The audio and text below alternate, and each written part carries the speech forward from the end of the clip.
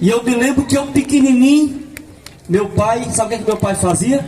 Pegava um jumento que tinha lá em casa, botava uma sela, apertava bem a sela, botava um jogo de alforjes, botava eu na sela do jumento e mandava na casa de um homem que tinha uns 4 quilômetros da nossa casa. O Padre Mael conhece, no Boqueirão.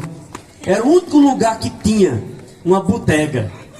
E meu pai escrevia no pedacinho de papel o que é que ele queria. Coisa simples, 1 quilo de sal, 1 litro de óleo, uma rapadura, 2 quilos de arroz. E ele botava no meu bolso aquele papelzinho e eu levava. Chegava lá na bodega, eu entregava para o homem da bodega o pedacinho de papel. E ele pegava tudo que estava lá escrito naquele pedaço de papel, botava nos alforjes e até puxava uma fita que tinha em cima na boca do alforje para fechar, porque senão no chotado do jumento as coisas caíam para fora. E eu montava de novo e voltava para casa. E eu queria que vocês me ajudassem, diante dessa história que não é de Trancoso, é de verdade. Eu queria que vocês me ajudassem aqui a compreender. Zezinho Vieira, o que faz um homem adulto, comerciante, fazer negócio com uma criança de 5 anos? Por que um homem tão experiente em negócio, tão experiente na vida, vendia para uma criança de 5 anos de idade? Por quê? Porque ele, traduzindo o que Zezinho Vieira disse, porque ele não estava vendendo para quem? Para a criança, estava vendendo para quem? Para o pai. Traduzindo, aquelas palavras que tinha naquele papel, não era mensagem da criança, era mensagem de quem? Do pai. Aqui está exatamente a mensagem do Evangelho de hoje. O Evangelho começa dizendo: Jesus convocou os 12. E é interessante que São Lucas coloca o número 12. Ora, tem outros evangelhos por aí que o evangelista diz que Jesus enviou foi 72. Mas Lucas, ele é detalhista, ele diz: Jesus convocou os 12. Porque 12 na Bíblia quer dizer totalidade, quer dizer tudo. Jesus convocou todos. É por isso que nós estamos aqui hoje. É por isso que essa palavra também é dirigida para nós hoje. Porque Jesus não convocou naquele tempo. Jesus convoca hoje. Convoca nós. Nós estamos aqui por quê? Porque nós fomos convocados pelo Senhor para estar aqui nessa noite. Então o Evangelho começa. Ele convocou os 12. E depois que ele convocou, ele fez o quê? O Evangelho diz: ele deu-lhes poder e autoridade. Parece ser duas palavras simultâneas, ou duas palavras parecidas, mas tem um significado bem profundo e bem diferenciado. O poder que Jesus deu aos 12, que consequentemente esse poder também a nós, esse poder chama-se capacidade. Quando o Senhor nos convoca, Ele nos dá capacidade. E eu aprendi com o Padre Ismael. O Padre Ismael me disse quando eu era seminarista. Nós éramos seminaristas, nós fizemos uma missão num lugar chamado Cajueiro. Lá o povo estava desanimado, ninguém queria assumir nada na comunidade. E Padre Ismael dizia para um grupo de meninas jovens: vocês deviam tomar conta disso. E eu me lembro que uma delas disse assim: mas eu não sou capaz, eu não tenho capacidade para fazer. Aí o Padre Ismael me disse uma coisa para aquela jovem naquele tempo, e eu nunca esqueci. Ele disse: quando Deus nos chama, quando Deus nos convoca, Ele diz: antes dele nos chamar, Ele já tinha nos dado a capacidade para assumir a missão. Deus não chama qualquer um, Deus chama aqueles que Ele capacita. É por isso que Jesus convoca e Jesus dá o quê? Poder. Jesus dá o quê? Dá para eles a capacidade deles fazer aquilo que Ele devia fazer naquela missão. E a outra palavra é autoridade. Jesus deu poder, ou seja, deu a capacidade, mas Ele deu também a autoridade. E qual é a autoridade? O direito de fazer. A autoridade aqui quer dizer o direito de fazer. Ele deu a capacidade deles ir e deu também o direito deles fazer em nome dEle. É por isso que o Evangelho diz: curar o doente, expulsar o demônio, porque era coisas que Jesus já tinha feito, mas Ele estava dando o direito daqueles discípulos fazer. Que ainda hoje essa autoridade é dada para nós, quando nós temos a mesma capacidade de São Francisco, de entregar nosso coração ao Senhor.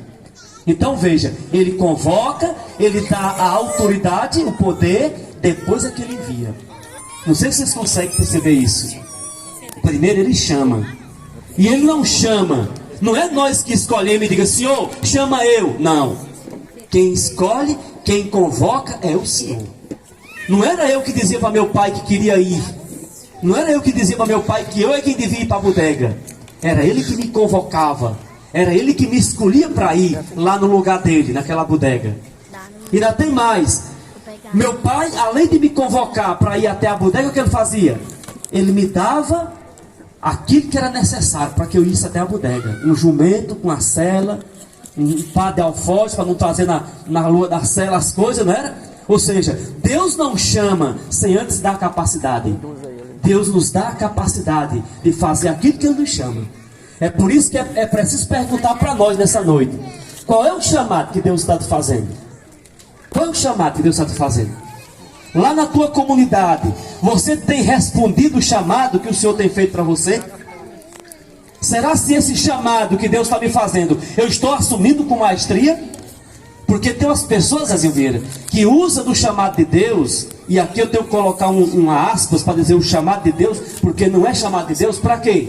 Para se sentir melhor do que os outros, para humilhar os outros, para pisar os outros, e isso não é chamado de Deus. Isso não foi Deus que deu para nós. Deus não deu essa autoridade para nós, esse direito de fazer, de pisar os outros. Eu digo bem aqui, lá na França, Deus que me perdoe, eu já entrei em sacristia de igreja e já encontrei pessoas chorando. E adivinha por quê? Porque aqueles que estavam lá se sentiam no direito de humilhar, de massacrar, de dar respostas que não convêm com o homem de Deus, com o cristão. Quem estava aqui na primeira noite da novena de São Francisco, ouviu o evangelho dizendo, ninguém acende uma lâmpada para colocar debaixo de uma vasilha. A lâmpada tem que ser colocada no lugar de destaque, para iluminar. Ou seja, o cristão, ele é luz, porque Jesus diz, vós sois a luz do mundo, vós sois o sal da terra. O cristão não é para ser treva. O homem que quer e é devoto de São Francisco, o homem que admira São Francisco, não pode ser treva desse mundo. Tem que ser luz. E para ser luz tem que compreender o chamado, tem que saber por que o Senhor está lhe chamando, tem que todo dia perguntar se você está assumindo essa missão.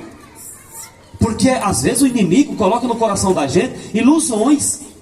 Não, padre, mas errado é ele, errado é ela. Eu estou certo. Aliás, quem está certo não precisa dizer que está certo. Pode deixar que as pessoas que estão ao seu redor, pode deixar que o próprio Deus se encarregue de fazer isso, de provar que você está certo. Ontem, Ribamar estava numa missa que eu celebrei, também de São Francisco, porque esse mês, daqui até dia 4, todo dia tem missa de São Francisco, em lugares diferentes. E lá eu dizia para o povo daquela comunidade, dizia, como é difícil a gente ser cristão, como é difícil você ser uma luz hoje, no tempo que nós estamos vivendo. Porque parece que o mundo que se moderniza, o mundo que vai se evoluindo, vai trazendo também umas coisas medonhas para a cabeça da gente. E sabe qual é as coisas medonhas que tem na cabeça da gente?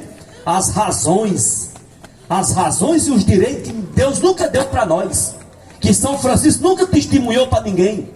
O direito de ser treva na vida dos outros, de não ser aquilo que Deus espera de nós.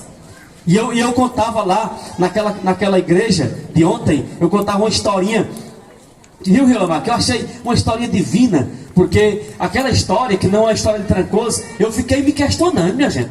Porque eu digo para você bem aqui, o primeiro lugar, Zé Silveira, que você tem que aprender a ser como São Francisco, um homem de Deus, verdadeiramente de Deus, tem que ser dentro de casa. Quem disser que é de Deus, mas só é de Deus na igreja, só é de Deus na rua, mas dentro de casa é um terror, não pode dizer que é de Deus. Porque a gente só é de Deus se você começar a ser de Deus dentro de casa. Dentro de casa, na nossa família, é que nós podemos testemunhar a verdadeira palavra que nós meditamos em nosso coração, não é? E eu contava a historinha, e eu queria contar essa historinha aqui de novo, porque essa historinha me ajudou muito, minha gente, a rever minha vida. Ajudou a rever